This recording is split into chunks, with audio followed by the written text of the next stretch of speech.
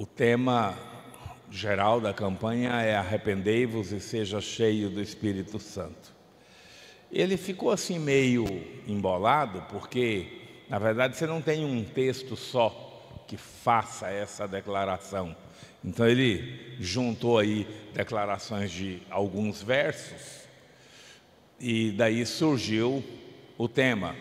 Um deles, esse que a irmã Ana leu aqui agora, de Efésios capítulo 5, e que é um texto muito interessante que nos desafia. E o texto, hoje pela manhã eu estava tratando desse texto, irmã Ana, ajudando uma pessoa que vai pregar na campanha na minha igreja, e ela vai pregar sobre esse texto, e lá nossas pregações são textuais, e o texto fala sede cheios do Espírito, mas o texto ensina como ser cheio do Espírito.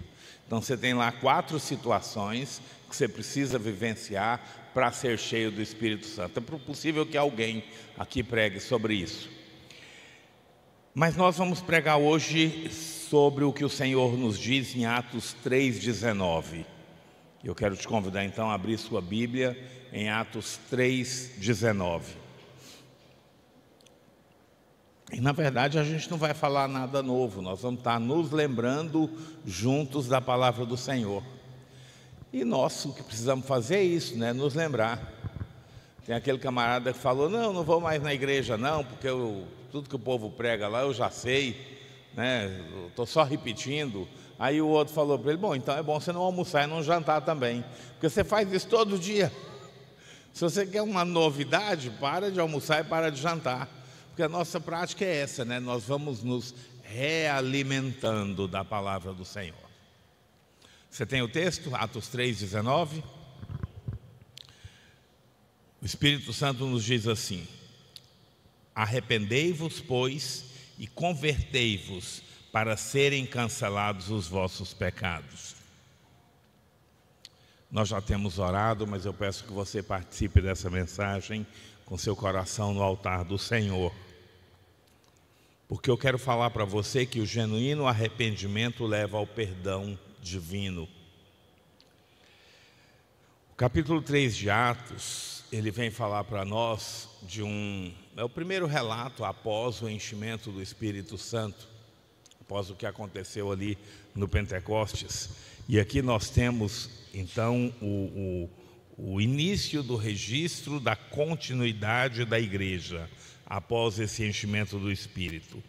Pedro está falando ao povo, aos judeus, aos que estavam por ali, no pátio do templo, após a cura do coxo, aquele coxo que fora curado lá na chamada Porta Formosa. Pareceu bem ao Espírito e ele move Pedro nesse sentido. O povo se ajuntou. As curas para aquela época eram um evento de marketing, uma coisa assim tremenda. Juntava o povo e o povo já conhecia aquele moço, e o Espírito Santo quis levar para aquele povo a palavra de salvação. O tempo de salvação para aqueles ouvintes era aquele. Então Pedro aproveita a oportunidade para pregar sobre as mais profundas necessidades que o homem tem no seu relacionamento com Deus: o arrependimento e a conversão.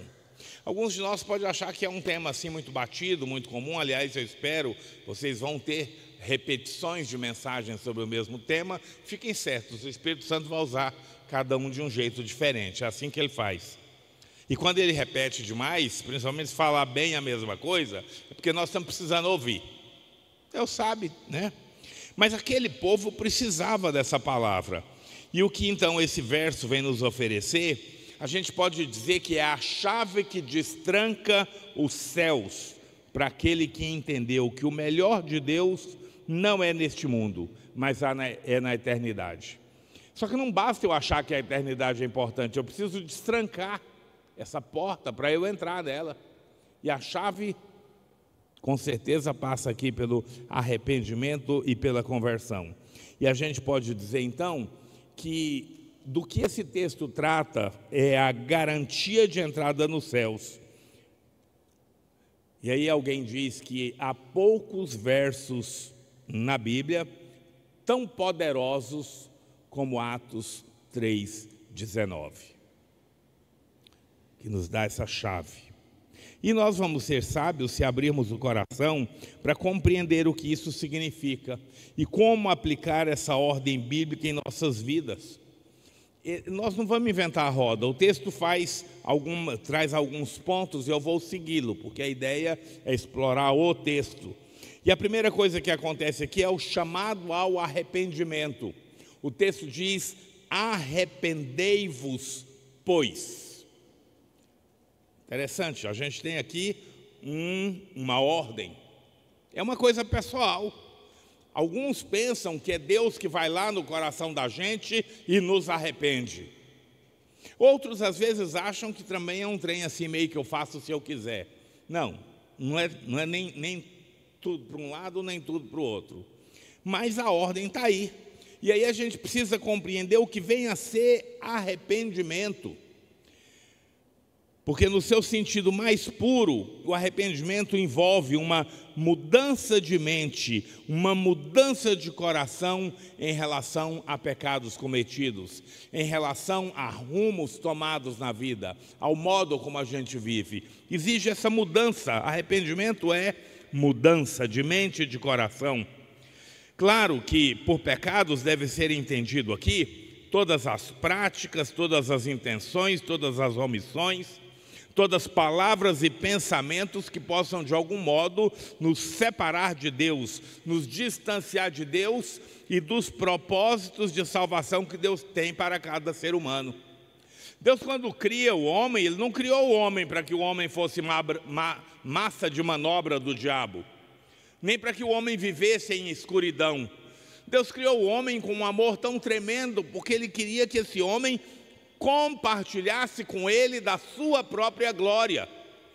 Mas quando esse homem decide pela desobediência, e aqui tem uma palavra que você devia trazer para o seu vocabulário, para compreender a importância de fazer o contrário disso. Quando o homem decide pela desobediência, ele cria uma barreira entre ele e Deus, que só pode ser quebrada agora pela obediência. Não é de qualquer jeito. Eu não tenho o espaço, a Bíblia não me permite compreender que eu possa viver de qualquer jeito e está tudo bem. Na verdade, eu sou desafiado a agora viver uma vida de obediência. E viver uma vida de obediência implica, às vezes, em fazer o que eu não gostaria de fazer, o que a minha carne não concorda ou não gosta. Por quê? Se você volta para o Éden, o exato problema de nossos pais, nossos primeiros pais, foi que no momento em que alguém soprou uma sugestãozinha para eles, a vaidade apareceu, o orgulho, subiu ao coração, e eles falaram: sabe de uma coisa? Eu vou ser o dono do meu focinho, ninguém manda na minha vida, quem manda na minha vida sou eu. Pronto, quebrou o relacionamento. Você quer fazer funcionar do jeito de Deus? Tem que fazer exatamente o inverso. Quem manda na minha vida é Deus. Mas para acessar isso eu preciso compreender. Pecado não é uma listinha. Não pode isso, não pode aquilo, não pode. Não, pecado não é uma listinha. Pecado é qualquer coisa que te distancie do propósito de Deus. E fazer coisas boas podem te distanciar do propósito de Deus. Você lembra lá de Mateus 7, 21 a 23. Muitos me dizem Senhor, Senhor, mas não fazem o que eu mando. Eu sou Senhor na hora que interessa a Ele. Na hora que convém a Ele, eu sou Senhor. Na hora que convém a Ele, Ele crê em mim. Na hora que convém a Ele, Ele está à minha disposição. Ou Ele vem até mim e fala: oh Deus, não sei o que e tal. Mas na hora que eu quero que Ele faça uma escolha sadia. E qual é aquela hora, irmãos? É exatamente quando o diabo te propõe algo que não era o que você devia fazer por opção. Do tipo assim: campanha na igreja, aniversário do sobrinho. É exatamente aqui que eu quero saber se você é crente ou não. Eu não, Deus quer saber. O que a nossa carne costuma pedir? O que nosso Deus costuma pedir? Qual é a sua prática? A gente mostra que serve a Deus exatamente nesses momentos de confronto. Porque é muito fácil eu servir a Deus quando eu não tenho mais nada para fazer, quando eu estou bem, não estou sentindo dor de cabeça, não estou cansado. Tem muito isso, né? Estou cansado. Hoje eu não vou não. Não vou estar lá não. Ah, mas também não precisa. Estou cansado. Deus entende. Eu quero te dizer, Deus não entende. Porque agora era a hora da gente amar com qualidade. Então o que eu estou querendo dizer é que qualquer coisa que de algum modo me separe do propósito de Deus, e às vezes coisas aparentemente boas me separam do propósito de Deus, entram nessa condição aí de pecado, de desvio do alvo, de algo que não está servindo para a minha edificação. Assim, o arrependimento se trata de uma transformação pela qual o indivíduo muda de dentro para fora, desde o seu modo de pensar até suas atitudes e palavras. Muda sua ordem de procedimento, sua hierarquia de valores. Você passa a ter outro nível de valores. É por isso que eu penso que estas palavras, essa mensagem, esse tema é tão importante para a igreja de hoje.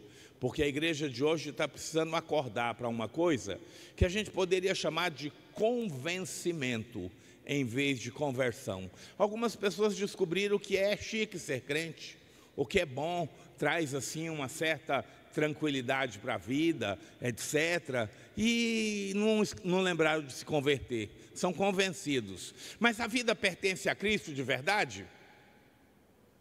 As águas estão batendo aonde? Nesse caso, na linguagem da irmã Ana, está no máximo na canela. Às vezes lambreca lá um pouquinho. Mas a gente não tem vida profunda com Deus. E a gente precisa avançar nisso. A palavra grega usada para arrependimento nesse texto vem de metanoia, não é metanoia, é metanoel.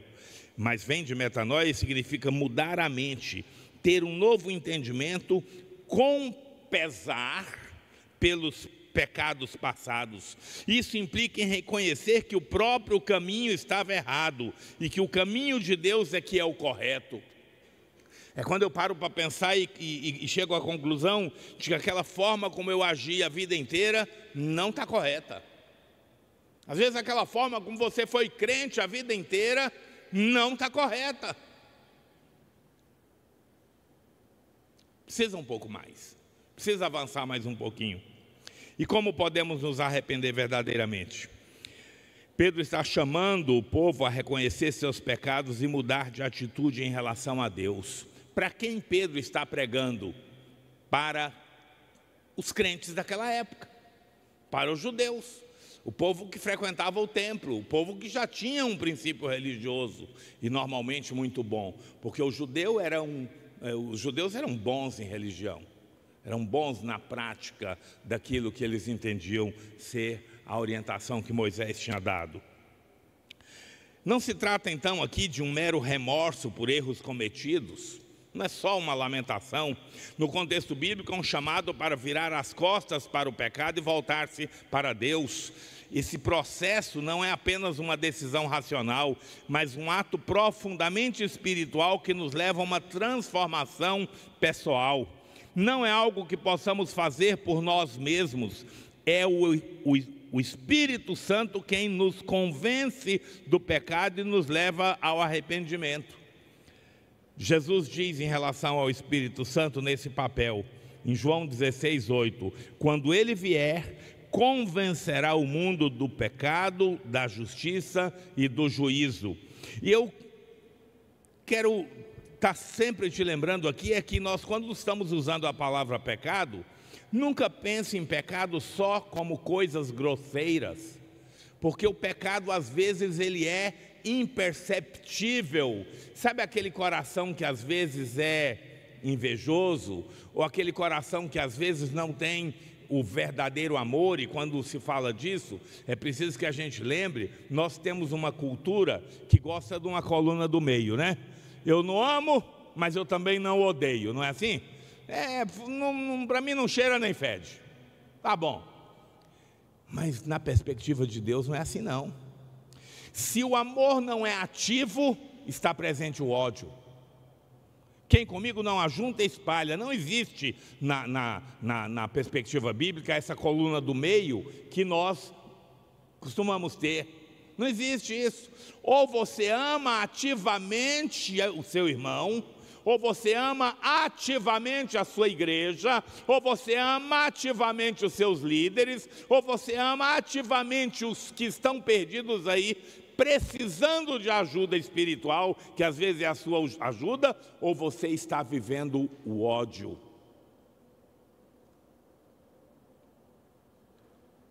Fica mais complicado um pouquinho, não fica? Porque se você não ama ativamente, você deixou de exercer o amor. Se não é ativo nisso, e ativo, a ideia de ativo aqui é aquele que intercede, que está junto, que pensa assim, nossa, como é que eu posso fazer para ajudar o meu irmão, para ajudar a minha irmã? E faz, e se mexe.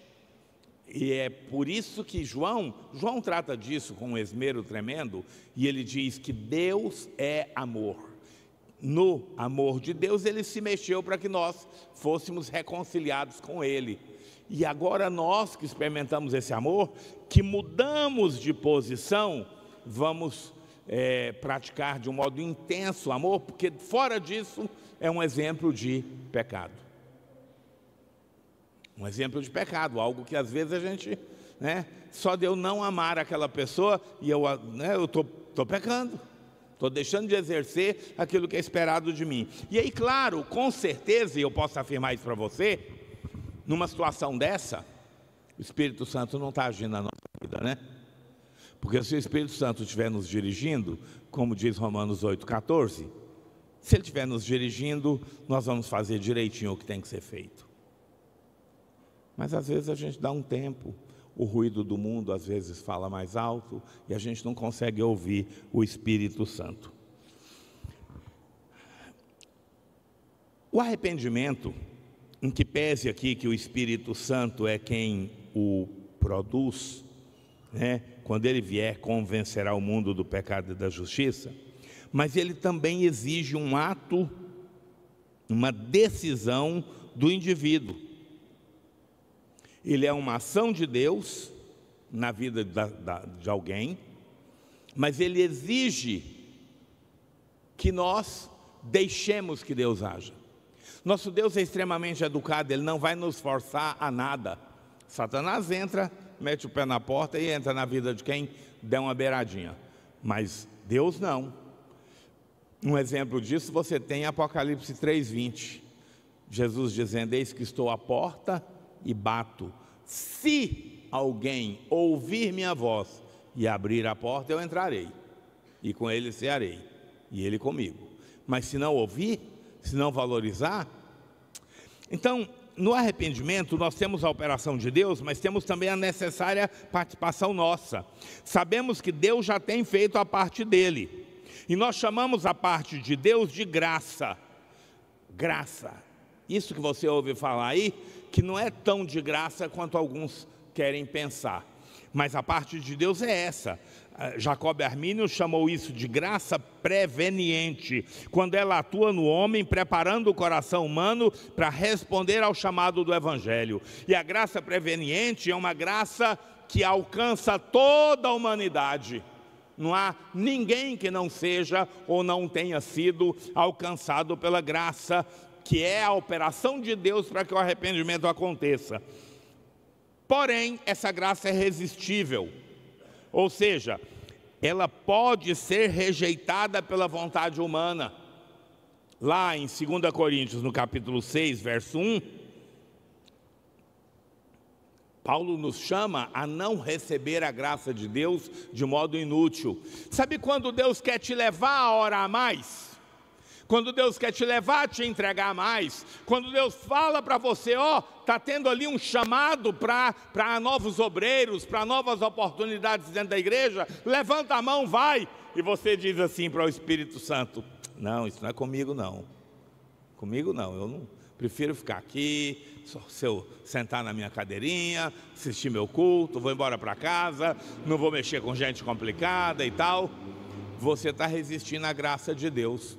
Você tem o direito de fazer isso? Claro que tem. Você vai arcar com essa decisão depois. Mas a graça, ela é resistível. Você tem várias menções bíblicas dessa graça resistível. John Wesley também chamou esse mover de Deus de graça preveniente, que é quando Deus oferece a graça a todos, permitindo que cada pessoa tenha a oportunidade de aceitar ou rejeitar a salvação. Todos têm essa possibilidade, aceita ou rejeita. Nós comumente ou leigamente a chamamos de graça geral, que é acessível a todos os seres humanos. E sobre isso Paulo vai falar lá para Tito, capítulo 2, verso 11. A graça da salvação é para todos, porquanto a graça de Deus se manifestou salvadora para todas as pessoas. Mas John Wesley foi mais longe. Ele reconheceu o que chamou de graça convincente, que opera na vida daquele que deu crédito à operação inicial da graça preveniente. Então é assim, isso precisa valer para cada um de nós que está aqui. O Espírito Santo, né, nessa obra de Deus que Ele já fez, Deus não é um dorminhoco, Deus não é um atrasado, Ele já fez, a parte de Deus está pronta, e então vem o Espírito de Deus e tenta tocar na vida de alguém para estimulá-lo a crer. Para estimulá-lo a crer significa dizer, para estimular que aquela pessoa obedeça. Não sei se você já ouviu, mas quando você lê João 3,16, e o texto lá diz, porque Deus amou o mundo de tal maneira, que deu o seu Filho unigênito, para que todo aquele que nele crê, não pereça, mas tenha a vida eterna.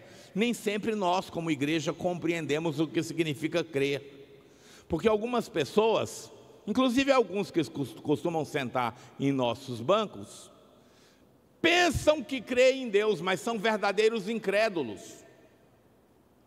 Como é que a igreja primitiva lia esse texto? Eu vou transliterar aqui, vou fazer um paralelo aqui para a gente compreender. A igreja primitiva entendia esse texto assim: porque Deus amou o mundo de tal maneira que deu o seu Filho unigênito, para que todo aquele que a Ele obedeça, tenha a vida eterna. Porque crer e obedecer são sinônimos para efeito de salvação. E quando você vai lá no grego, a palavra crer, de João 3,16, é pisteuo, que é uma flexão de pistis. Pistis é a palavra que nas nossas Bíblias traduz duas outras: fé e fidelidade. Fé e fidelidade. Olha o risco que nós temos aqui. Às vezes alguém diz assim: não, mas eu creio em Deus, mas não tem fidelidade. Para efeitos práticos, é o quê? Incrédulo. Eu creio em Deus, mas está agora vendo TV, quando poderia estar aqui. Cadê a fidelidade? Eu estou falando assim porque tem muita cadeira vazia, deve ter alguém vendo TV, né? Eu devo acertar pelo menos num percentualzinho pequeno. A gente dá esse chute assim.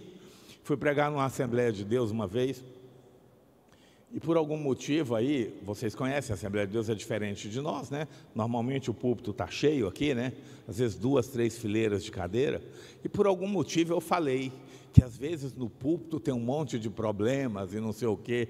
Aí terminou o culto, alguém falou assim: foi Deus que usou o senhor para falar. Falei: mas com aquele monte de gente ali, irmãos, ali não estava difícil de errar, não. Mesma coisa aqui, com esse monte de cadeira vazia, não está difícil de errar, não. Deve ter alguém aí vendo TV em vez de estar aqui. A minha pergunta é: cadê a fidelidade? Ah, mas Deus entende. Entende, por isso que você tem que dobrar o joelho, pedir perdão, arrepender e se converter, para que tenha chance de ser salvo, porque o Espírito Santo não está te dirigindo. É para você, viu? Você que não está aqui, que poderia estar, claro, né? Bom, para John Wesley, então, a ideia era da graça convincente. É a operação da graça de Deus que convence e muda o coração da pessoa, levando a arrepender-se e acreditar em Cristo. E nós chamamos essa graça também de graça salvadora. Só que essa graça só opera na medida em que eu aprendo a ouvir o Espírito Santo. Não é uma graça que opera automaticamente. Não tem aquele papo de eu levantei a mão na igreja e está tudo certo. Não é assim. Não tem, é quando eu de fato me envolvo. Até porque nós precisamos nos lembrar que esse envolvimento com a fé é um trem tão tremendo que diz Jesus Cristo em João capítulo 15, que quem está ligado, quem permanece nele dá muito fruto. A fé em Cristo não admite pessoas infrutíferas. Ah, pastor, mas eu já fui muito frutuoso, só que já tem aí 10 anos, 2 anos, 30 anos, sei lá, tem um tempo aí que eu já estou aqui quietinho na minha. Não bate com o que a palavra diz, porque ela diz, olha, o meu pai vai vir e cortar, eu sou a videira, vós os ramos. Quem não dá fruto, o pai corta, e quem dá fruto, limpa, para que produza mais ainda. Então, uma vida cristã saudável, irmãos, ela está sempre crescendo em frutificação. Nossa, isso desafia a gente, até, inclusive a mim, que estou ficando mais de idade um pouquinho, e estou começando a achar, nossa, mas já estava na hora de quietar. Será? Que desafio, né? Porque a gente precisa continuar dando frutos. Talvez mude até a forma de fazer isso, mas precisa continuar dando frutos. Perguntinha que a gente tem que responder para a gente mesmo. Nós damos frutos? Nós somos crentes frutuosos? Porque se for dirigido pelo Espírito Santo é frutuoso, não tem jeito de ser diferente. Mas se não for dirigido pelo Espírito Santo, então essa graça não está operando do jeito que precisa. Quando Paulo fala disso, ainda na carta escrita a Tito, no capítulo 2, verso 12, ele diz, ela, a graça, nos orienta a renunciar à impiedade e às paixões mundanas e viver de maneira sensata, justa e piedosa nesta presente era. Se a graça está operando, Deus está de algum modo podendo te aproximar mais de Deus. É claro que nós não estamos falando de uma vida espiritual que nós tenhamos a capacidade de produzir, porque nós não temos. O que nós precisamos fazer é aquilo que Jesus diz, renunciar a nós mesmos, pegar a nossa cruz e ir após Cristo. E aí o Espírito Santo vai fazer a obra. Por isso o tema, arrependei-vos e sede cheios do Espírito Santo. E aí Deus vai poder te dar a qualidade de vida espiritual que Ele tem para você. E Ele tem uma vida espiritual abundante para você, para mim, para cada um de nós. Por isso a doutrina do arrependimento é tão central na vida cristã. Mas algo deve nos chamar a atenção. O arrependimento não é um evento único. O arrependimento é um caminho contínuo que nos conduz ao crescimento espiritual e à comunhão com Deus. É desenvolvido no meu dia a dia. Eu tenho que ir me arrependendo com constância. Eu tenho aquele arrependimento inaugural. E agora, a partir daí, enquanto eu vou sendo transformado segundo a imagem de Cristo, porque essa é a ideia bíblica, você vai encontrar isso em Romanos 8, 29, Deus quer pegar você e deixar você cada vez mais parecido com Cristo. O caminho de Deus para nós é a perfeição. A gente tem que pôr isso no coração, porque às vezes Satanás usa alguém para dizer assim para nós, não, mas todo mundo todo mundo erra, todo mundo é imperfeito, ninguém é perfeito. Todo mundo aqui já ouviu alguém dizer isso, não já? Pois é, mas o servo de Deus tem uma destinação. Capítulo 5, verso 48 de Mateus. Sede perfeitos, como perfeito é o vosso Pai que está nos céus. Sede perfeito, essa é a destinação. Efésios capítulo 4, Deus estabelece aqueles dons ministeriais no verso 11, e do verso 12 em diante ele diz que a tarefa daqueles homens era levar o cristão a ser perfeito. 2 Timóteo capítulo 3, verso 16 fala da palavra de Deus, verso 17 fala da razão, do motivo para que o homem de Deus seja perfeito. Qual que é o projeto de Deus para a sua vida? Você perfeito. Você perfeito. Ah, pastor, não é possível. Então a Bíblia você pode pegar e tocar fogo, que ela não serve para você. Porque o projeto de Deus para você é ser perfeito. Talvez você já tenha ouvido eu falar isso. Mas eu não creio, pastor. Problema seu. Deus não está vivendo em função do que você crê ou não crê. É você que tem que crer na palavra. Na palavra. Não é a palavra que vai se curvar ao que você pensa. Que desafiador, não é? Nós precisamos nos entregar a crer na palavra. Como escreveu o teólogo John Stott, o arrependimento é a porta de entrada para a vida cristã. É o caminho de volta a Deus. Nós que passamos muito tempo andando numa direção contrária a Deus, agora temos a chance de reconhecer e mudar. E agora fazer o caminho de volta a Deus. O verdadeiro arrependimento está ligado a uma tristeza divina por termos nos rebelado contra Deus, pelo tempo que passamos longe de Deus. Nós vamos encontrar em 2 Coríntios, no capítulo 7, a partir do verso 8. Não me arrependo de ter enviado aquela carta severa, diz o apóstolo Paulo para os irmãos de Corinto, embora a princípio tenha lamentado a dor que ela lhes causou, ainda que por algum tempo. Agora, porém, alegro-me por tê-la enviado, não pela tristeza que causou, mas porque a dor os levou ao arrependimento. Foi o tipo de tristeza que Deus espera de seu povo. Deus espera de seu povo uma tristeza que venha da operação dele, né? Portanto, não lhes causamos mal algum, porque a tristeza que é da vontade de Deus conduz ao arrependimento e resulta em salvação. Não uma tristeza que causa remorso, mas a tristeza do mundo resulta em morte.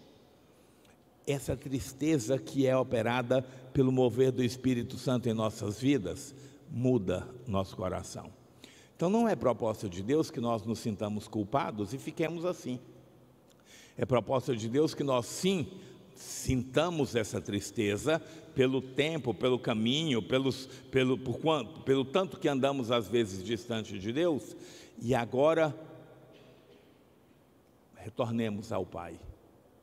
Deixemos que a fé nos oriente agora numa caminhada em direção ao Senhor. Portanto, devemos ter a compreensão de que o verdadeiro arrependimento opera uma radical mudança de ideia e vontade naquela pessoa que arrependeu, motivando uma total transformação no caráter e no estilo de vida daquela pessoa. O que nos desafia, né? Você, como servo de Deus, teve mudança em estilo de vida? Ou a mudança que você teve foi tão somente que agora, quando dá certo, você vem à igreja? A gente tem que pensar, que tipo de alteração na minha vida, que tipo de impacto na minha vida Deus fez. Mudança externa, irmãos, nós não estamos falando de só mudança interior, não. Aquela que me leva a uma mudança de comportamento, não é? Mas o chamado à transformação avança, porque no texto, além da ordem de nos arrepender, tem também a ordem de nos converter. Arrependei-vos e convertei-vos. Aí, em um sentido mais amplo, o arrependimento está ligado a essa ideia de conversão, que é a mudança de direção de vida, do pecado para Deus. Mas quando nós temos a junção de arrependimento e fé em Cristo Jesus, nós temos aí dois lados de uma mesma moeda. E estes dois lados juntos, arrependimento mais fé, recebe na teologia o nome de conversão. Conversão é a soma desse reconhecimento da distância de Deus e da necessidade de voltar para Deus, com a fé que me move a essa volta. A conversão, ela tem o seu aspecto repentino, uma aguda crise na vida do indivíduo, mas ela tem também o seu aspecto gradual, é uma experiência consciente na vida do homem. Ela vai levar o homem a passos em direção a Deus.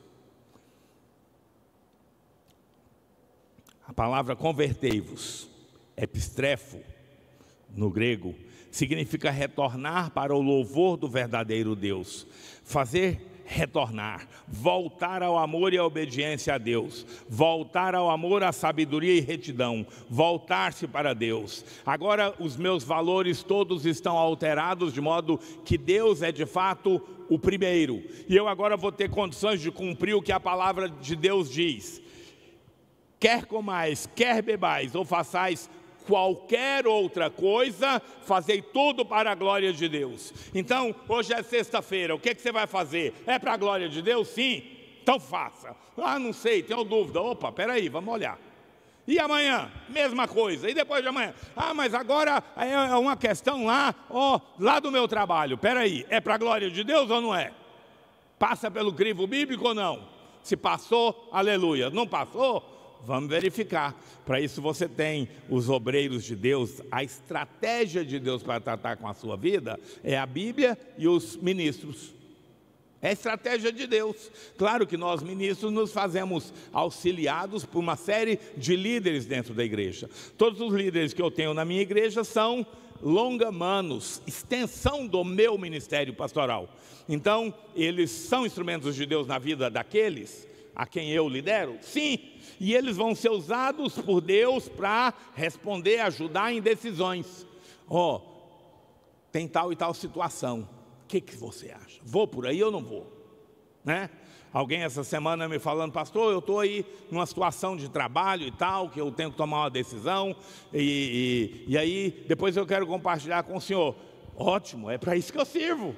Eu sirvo exatamente para isso, para ser instrumento de Deus na sua vida. E Deus ouve, né? O grande segredo é assim, o problema é esse, Quando você me ouve, você está ouvindo o Samuel, que não sabe de muita coisa, que não sabe de nada, e conversa às vezes muita coisa que nem precisava ser dita, ou você está recebendo de Deus uma ministração? Quem define é você. Quando o seu pastor está aqui ministrando, você ouve a Deus ou ouve a Ele? Você tem o direito de ouvir ao Jonismar, mas você vai ganhar muito mais se entender que ele é instrumento de Deus na sua vida. Quando a irmã Ana está ministrando, quando a pastora está ministrando, quando o irmão Davi, quando qualquer um está aqui ministrando, você está recebendo de quem? Sabe por quê, irmãos? Porque nós vivemos no corpo vivo de Cristo. E cada um aqui é membro desse corpo vivo, é membro do corpo de Cristo. Cristo é o cabeça e Ele age através de nós.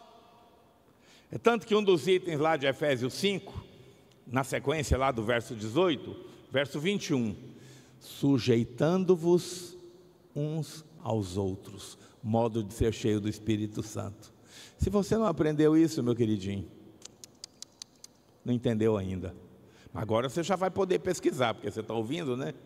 Vamos buscar entender. Com fé em Deus, alguém vai estar te ajudando mais nisso. Mas nós precisamos caminhar nessa ideia do arrependimento, porque ele vai operar em nós não só aquela transformação do arrependimento, e eu preciso caminhar na ideia da conversão, né? Porque vai se agregar ao arrependimento a fé, para agora avançar em direção a Deus e mudar completamente a sua agenda, completamente o seu jeito de pensar. E eu falava para vocês então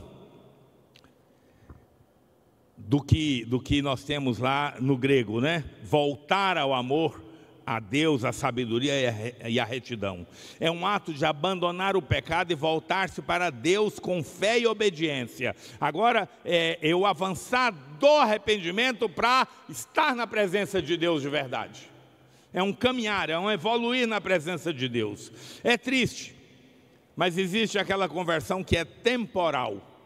Mudanças passageiras em alguns indivíduos.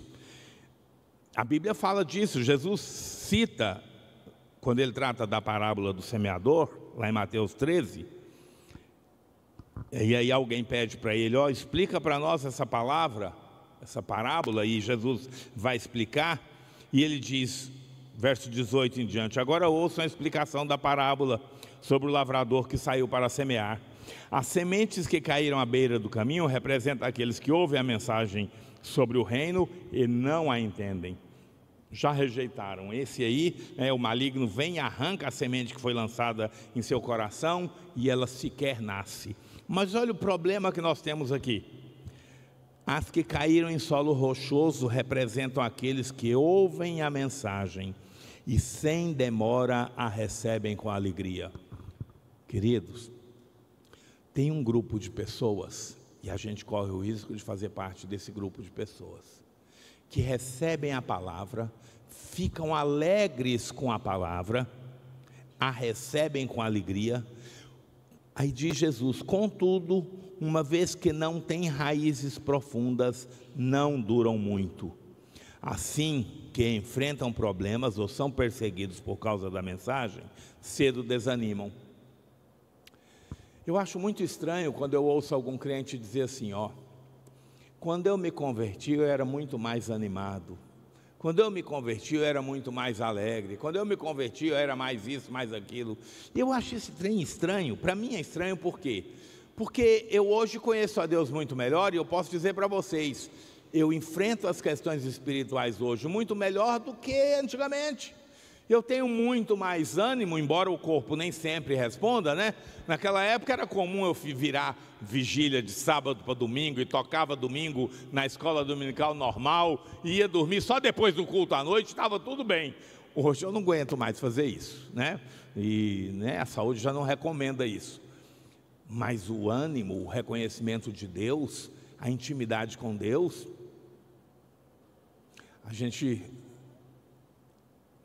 Aí eu visitei um dia desse uma pessoa crente, já numa situação de saúde assim bem debilitada, e aquela pessoa buscando viver mais. E eu saí de lá com a minha esposa e eu fui conversar com a minha esposa. Eu estou compartilhando aqui com vocês como eu compartilhei com ela. Falei: bem, eu não entendo. Para nós crentes, o viver é Cristo e o morrer é ganho. Para nós crentes, quando a vida acaba aqui, a gente passa da morte para a vida. Isso para mim hoje é muito mais claro do que era lá no começo, irmã Ivani. Muito mais claro. Para nós crentes, quando nós vamos crescendo na presença de Deus, todas as outras coisas passam a ter menor importância, até que se cumpra aquilo que, salvo engano, foi Luciano Subirá, escreveu num livro dele: até que nada mais importe. Nós precisamos crescer espiritualmente até que nada mais faça sentido, senão Jesus Cristo. Uma conversão que nos leve para perto de Deus até que nada mais importe. Eu hoje estou muito mais perto dessa consciência do que estava no começo da minha fé. Do que eu estou falando? Algumas pessoas se convertem, mas daí a pouco a vida delas volta ao que era antes. Às vezes até se mantém com algum vínculo na igreja, mas não tem a vida, daquela vida que Jesus diz: eu vim para que vocês tenham vida e vida em abundância. Vida cheia do Espírito de Deus, vida compromissada com Deus, vida em que na sua ordem, na sua agenda, a prioridade seja Deus, em que a sua família já até saiba: vai fazer um aniversário, vamos fazer? Vamos, vai ser sábado, vai ser sábado, que bom, e nós queremos a presença do fulano de tal, mas você lembra que ele é crente? Ele não vai vir se a gente não jogar num horário que ele possa vir, porque ele tem prioridade com a igreja dele. Agora deve ter uns 20 dias, teve uma confraternização da minha categoria profissional. Irmão Davi conhece muita gente dali. Fizeram a festa, marcaram a festa, e a festa foi marcada para 8 horas da noite, num sábado que eu tinha compromisso na minha igreja. Não era eu que ia ministrar, não, mas eu vou para a minha igreja. Qual que é o meu primeiro compromisso? E não é porque eu sou pastor, não, sempre foi assim. E aí eu ligo para o presidente, eu digo: fulano, está marcado lá no evento nosso de categoria 8 horas, eu não posso ir às 8 horas, eu só vou poder chegar lá 9h30, o que você acha? Ele ajustou a programação para me esperar chegar. Quando eu cheguei, os meus colegas que estavam mais próximos da porta me cumprimentando, dizem: ah, você foi rezar primeiro, né? Exatamente, exatamente, vocês convivem comigo, eles convivem comigo há 30 anos, eles sabem qual é meu compromisso, quais são meus princípios, e ainda estavam lá, e eu ainda fiz a oração para abençoar aquele momento ali. Eu não acho que eu sou um grande modelo, não, mas eu quero te dizer, as pessoas que te conhecem acham que você é dirigido por que princípio? Qual é o princípio que dirige sua vida? Na minha família todo mundo sabe. Não adianta marcar para um horário que eu não posso, que eu não vou. Para mim está bem definidinho as coisas. Está bem definidinho. E com isso eu prego para minha família. Porque tem aquele outro irmão que faz diferente. Me perdoa, mas nós estamos em casa e eu quero ser bênção na sua vida. Vai que, se a carapuça servir, você só faz assim, tá? Dá uma ajustadinha para... Porque tem aquele irmão que faz o seguinte: tem o culto aqui à noite, no domingo, 18h30, 18, 19, qual é o horário? 19.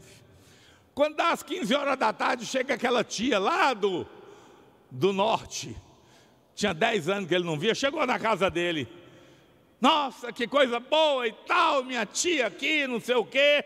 Pastor, não vou poder ir no culto hoje não, que eu estou com visita em casa. Isso os que ligam, né? Porque tem uns que não falam nada. Aí depois ele ainda quer ganhar aquela tia para Jesus. Que jeito, ela já entendeu que ela é mais importante do que o deusinho fraco dele. Ele não evangeliza ela mais não. Seria diferente se ele falasse: tia, estou feliz demais com a senhora aqui, eu queria chamar a senhora para ir ao culto comigo. Começa às 7 horas. Não, meu filho, eu viajei demais, estou cansada. Não, vamos conversar. Não, tia, então vamos fazer o seguinte: eu vou na minha igreja adorar o meu Deus.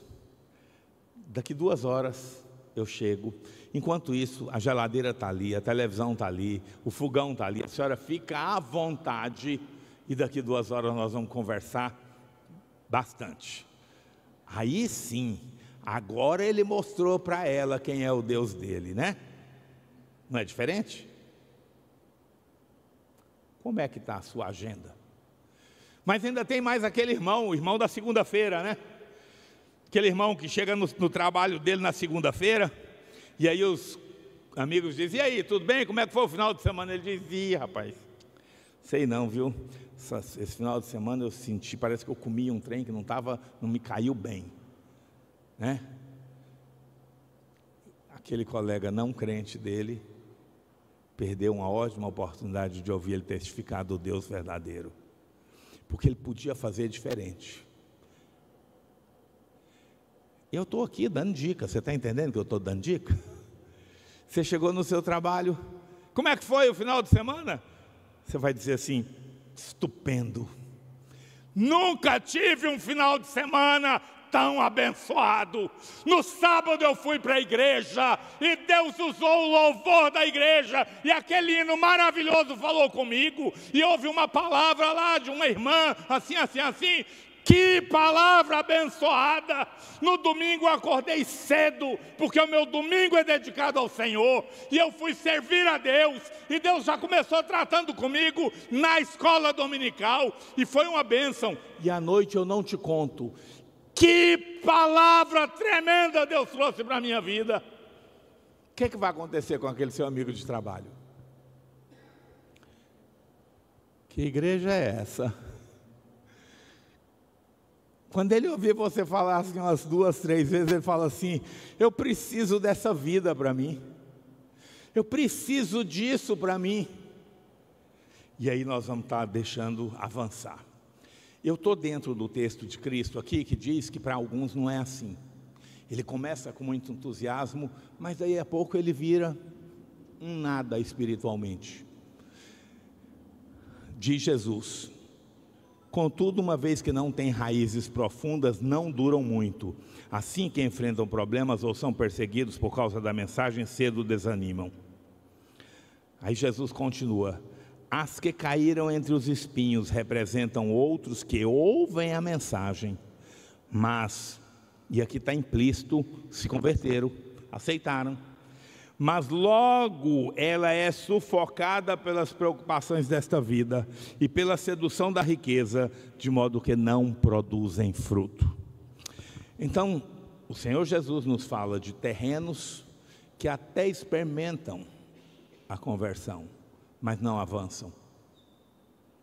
E até podem ficar frequentando a igreja, mas não têm a vida, a frutificação própria do servo de Deus. Isso não deixa de ser uma oportunidade para avaliações em nossas vidas. Nós somos de que grupo? Dos que ainda não se converteram e estão só convencidos? Somos daqueles que experimentaram conversões temporais. Um dia recebemos, ficamos alegres e hoje já não faz muito sentido? Ou somos daqueles que têm experimentado a conversão verdadeira? E o que é a conversão verdadeira? Em Mateus capítulo 13, Jesus vai falar para nós, que é a continuação da parábola: e as que caíram em solo fértil representam os que ouvem e entendem a mensagem e produzem uma colheita a 30, a 60 e até 100 vezes maior que a quantidade semeada. Você ouviu a palavra, na sua vida houve conversão, você é solo bom, o solo bom produz. O solo bom representa uma mudança tão grande que é perceptível, a 30, a 60 e a 100 vezes mais do que aquilo que foi semeado. Em 2 Coríntios 7:10, Paulo diz: porque a tristeza que é da vontade de Deus conduz ao arrependimento e resulta em salvação. Salvação exige transformação em nossas vidas. Somos nós? Não, é o Espírito Santo, mas a nós cabe a decisão de ouvir e seguir o que o Espírito Santo ensina. Isso implica em seguir a palavra, em ouvir seus líderes, isso implica em ações e atitudes que vão demonstrar e vão ao mesmo tempo provocar as mudanças em nós. Essa conversão então tem dois lados. O homem é passivo em relação a ela, por ela ser ato de Deus, por meio da qual Deus muda o curso consciente da vida do homem, fazendo-o voltar-se para Deus com arrependimento e fé. Mas ao mesmo tempo o homem também é ativo, é o ato consciente do pecador regenerado, por meio do qual ele, mediante a graça divina, se volta a Deus com arrependimento e fé. Você tem uma participação ativa também. É a operação da graça de Deus, onde a participação do homem foi tão somente aceitar a vontade que Deus agora procura imprimir em seu coração. Você não tem que fazer, você tem que deixar que o Espírito faça, e Ele faz. Posso dizer que a conversão é um passo essencial após o arrependimento. É um compromisso de viver uma nova vida em Cristo, seguindo seus ensinos e buscando sua vontade. E aí o texto vai apresentar para nós o resultado do arrependimento e da conversão. Paulo diz, Paulo não, que é Lucas quem registra: para que sejam apagados os vossos pecados. Lucas registra o que Pedro disse. O arrependimento é descrito então como uma condição para que os pecados sejam apagados. Mas pastor, eu já estou na igreja há muito tempo. Pois é, isso não é garantia de que você está com o pecado apagado. Eu poderia te dar uns dados aqui para te deixar assim, né? Espero que te deixe, se puder tirar a sua janta, melhor ainda. Mas há um grupo de pessoas que, quando fala na salvação em relação à igreja, usa a teoria das 10 virgens, em que 5 eram prudentes e 5 imprudentes. E aí essas pessoas usam a lógica de dizer que 50% da igreja é prudente, portanto é salva, e o outro 50% não é salvo. Mas há um outro grupo de pessoas que diz diferente, Eles usam uma base, uma pesquisa, um fato, na verdade, de que na igreja normalmente só 20% das pessoas acabam se ocupando do funcionamento da igreja. Então, se a igreja tem 100 membros, o que a gente encontra aí como normal é que apenas 20 desses 100 se envolvem de verdade. O pastor pode contar com quem? Com esses 20%. Porque aqueles outros 80% é aquele que fala assim: estou precisando de alguém para desenvolver tal e tal tarefa. Você aceita? Ah, não, pastor, eu não sei fazer, não quero fazer, não tem a minha cara, não é o meu tipo, não é o meu estilo, não faz. O pastor não pode contar com essa pessoa. Então, de 100, só 20% de fato se envolvem. O que significaria dizer que só 20% da igreja é salva. Pastor, isso não tem nada a ver. Opa, eu queria ter umas 3 horas aqui para me te mostrar que tem tudo a ver com a palavra de Deus. Se você estudar a segunda carta de Pedro no capítulo 1, você vai ver que tem tudo a ver. Se você estudar João capítulo 15, você vai ver que tem tudo a ver. Mas tem um grupo que é pior um pouquinho. Foi feita uma pesquisa nos Estados Unidos. É lá. Talvez sirva para cá. Se não servir, mas a gente com certeza não fica tão distante. Em que chegaram à conclusão que só 2% da igreja ouve o mandato de Jesus Cristo, lá de Mateus 28, o ID, de 28, 18 a 20. 2%. Ora, se Jesus não é Senhor na minha vida, Ele também não é Salvador. Uma coisa está agregada à outra, e a primeira é o senhorio de Cristo. Aí a minha pergunta, a questão é que dentro dessa perspectiva, 98% dos crentes não têm uma operação verdadeiramente de Deus em suas vidas. A minha pergunta é: você estaria nos 2% ou nos 98%? Jesus é Senhor na sua vida ou não? São questões que a gente tem que pensar. Porque aqui o texto agora vai falar de pecados apagados. O arrependimento é condição para isso. No tempo de Pedro, muitas escritas eram feitas em papiro. E o papiro era ruim para absorver a tinta. E aí a tinta secava na superfície. Qualquer pano úmido poderia apagar essa tinta e essas marcas seriam então literalmente apagadas. É essa a ideia que está implícita aqui. Deus quer apagar os nossos pecados, mas para isso nós temos que passar pelo processo do arrependimento e conversão, para que esses pecados sejam removidos. Pedro está aqui prometendo que através do arrependimento e da conversão os pecados serão completamente perdoados. Mas alguém pode me perguntar: mas pastor, um dia eu me converti, me arrependi de verdade, me converti, meus pecados foram perdoados? Foram. Foram apagados? Foram. E como é que está a sua situação hoje? Bem, hoje eu estou assim, sabe, meio distante da igreja, ou eu sou assim, mas eu tive os pecados apagados, não teve? É sim, em relação àqueles teve. Mas sabe qual que é o pior, o maior pecado de toda a humanidade? E na verdade o pecado que vai levar as pessoas para o inferno, sabe qual é? Rejeitar o senhorio de Cristo. Rejeitar o senhorio de Cristo. No final, ninguém vai para o inferno por causa dos seus próprios pecados, porque cometeu o maior. Alguém, para explicar isso, disse o seguinte: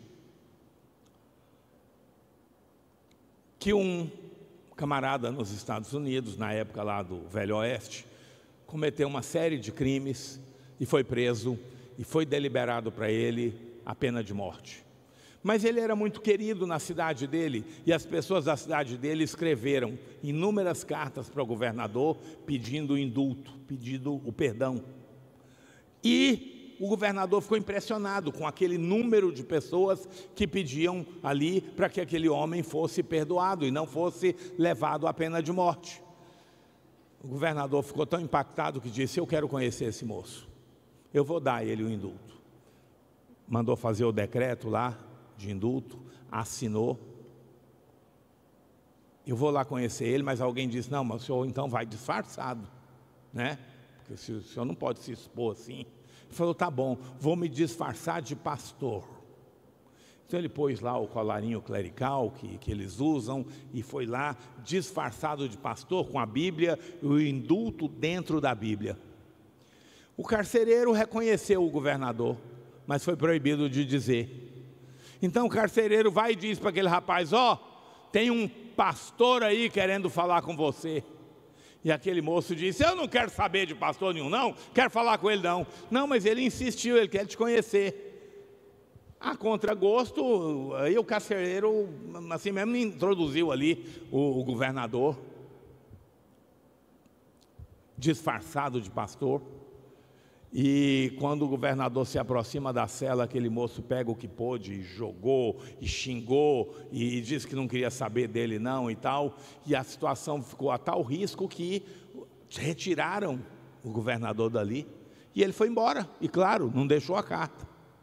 Porque aquele homem não atendeu às expectativas que tinham sido levantadas em relação a ele. E aí, aquele moço, depois que o governador foi embora, o carcereiro vai até ele e diz: mas rapaz, mas você é burro mesmo, né? Sabe o que tinha dentro daquela Bíblia? A sua carta de indulto. Você ia ser perdoado de tudo. E sabe quem era aquele pastor? O governador que veio aqui te conhecer para te entregar a carta, e você abriu mão disso. 2 dias depois ele é levado para a forca, para a sua morte, sua sentença de morte. Perguntaram se ele queria falar alguma coisa, e ele disse: eu quero falar sim. E aí ele disse: gente, sabe por que eu vou ser enforcado aqui? Não vou mais ser enforcado aqui por causa dos crimes que eu cometi. Eu vou ser enforcado porque eu não recebi a carta de indulto que o governador me deu. Essa é a realidade de todo homem que rejeita a Cristo. Não receber a carta de indulto que Deus lhe dá. Nós precisamos pensar. O Espírito Santo quer que nós tomemos posse disso. Agora arrependam-se e voltem-se para Deus, para que os seus pecados sejam apagados. Eu estou falando com crentes, pelo menos creio que a maioria aqui são. Mas mesmo assim, às vezes nós ainda precisamos caminhar mais um pouquinho, não é não? Caminhar mais um pouquinho, para chegar à presença de Deus, como é a proposta de Deus. A proposta de Deus é que você se pareça com Cristo cada vez mais. E para isso você tem que passar por esse processo aqui. E o arrependimento é algo constante, só que o arrependimento tem uma característica. Ele causa um impacto na sua vida a ponto de você mudar. Se você é aquela pessoa que comete o mesmo pecado, há de se questionar que arrependimento foi esse. Você vai e pede perdão, depois comete de novo, pede perdão. Não, peraí, não é assim a operação de Deus, não. Ele quer nos transformar. E olha lá, busca em seu coração, porque tem coisa ainda que nós precisamos ser transformados. Para quê? Para ser cheios do Espírito Santo. Aleluia. Podemos orar?